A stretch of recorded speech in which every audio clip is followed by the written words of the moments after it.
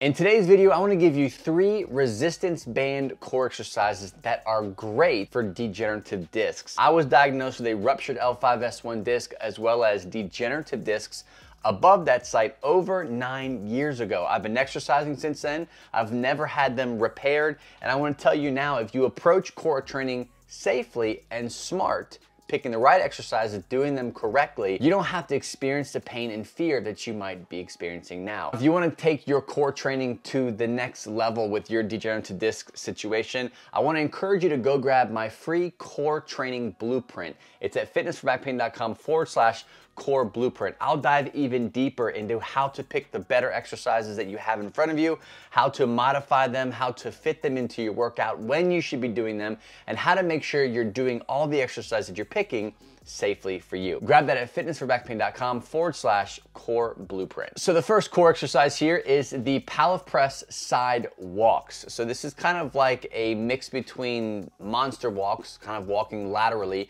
as well as holding a static Pallof press position. I like to combine these two because there's just a lot going on. There's not a lot of flexion or bending or twisting going on. You're just focused on keeping your spine in a really neutral position. Now you can make this harder by increasing the bands or walking out further. You can do it by taking bigger steps, but I always suggest you start very small, master control of the exercise, the technique that you're doing. Breathe and walk, just maintain that good brace to protect that low back. The banded ceiling press. This is a go-to of mine and will always be a go-to of mine. It's really fun, very easy. You're just gonna attach the band to something behind you at the ground level, and you're just gonna kind of wrap your hands around the other end of the band. There's lots of ways you can do that, just get creative. And we're going to focus on pressing up. So you want the band, the angle kind of to be a resistance on your hands as you bring your arms out and they're kind of over your chest or forehead position, and you're kind of shooting up towards the ceiling. We're not doing a crunch. Try to stay away from doing the crunch and think of pushing straight up as possible. That's what we're going for. Really cool exercise. You can do reps with this exercise. You can do rep holds, as in every 4th rep, you're gonna hold it for 7 seconds. Or you can do 1 rep and hold it for as long as you can with perfect, impeccable form. And then you're gonna come back and rest for 15, 25, 35 seconds, and then do another round of just the holds. Get creative. Try different levels of bands, try different positions as far as how far away from the attachment site you are from the band. The further out you go, the more your arms have to hold that weight over your kind of chest, forehead level. So when you're pushing up, it's only gonna make it more difficult, forcing you to keep those ribs locked in. Last but certainly not least is the static band hold. So what I'm doing is I'm taking one of my biggest or thickest bands, and I've got mine wrapped around a handle that I have around my gym. It kind of just makes it a little bit easier. The heavier your band gets, the more resistance, the more pulling you're doing on that thing, it's really gonna squeeze your hands. And I have little sensitive hands, okay? So if you have big, burly, strong, leather-bound hands, you might not need a handle.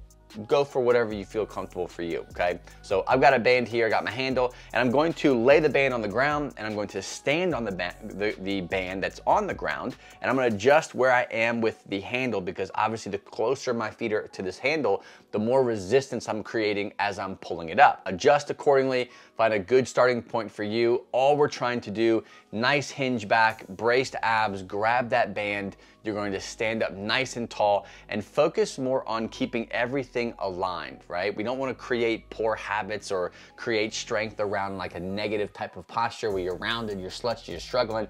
Keep everything nice and tight. Stack everything from your heads to your shoulders to your ribs to your abs to your feet. Everything should be stacked nicely while under that load. You can see me kind of here as a close-up where I'm kind of really playing with my upper body and making sure that I feel relaxed at the same time. I feel that resistance and that compression on my body, but I'm keeping myself in a good neutral position. So that's it, 3 resistance band exercises you should be adding to your program if you have degenerative discs or any kind of low back issue in general. These are safe across the board. What really makes them dangerous is the person who's doing them. If you're doing them reckless, you're doing them through levels of pain, you're constantly kind of poking the bear, picking the scab of your injury, no matter what exercise you do, then these are not gonna work for you. So if you need help, if you're like, man, this for some reason these aren't working for me, or for some reason the core exercises that I'm doing are not getting me relief, I encourage you to shoot me an email. Let's chat about your situation, see what is the best approach for you to not just get relief, but to beat it permanently, right? To win the victory on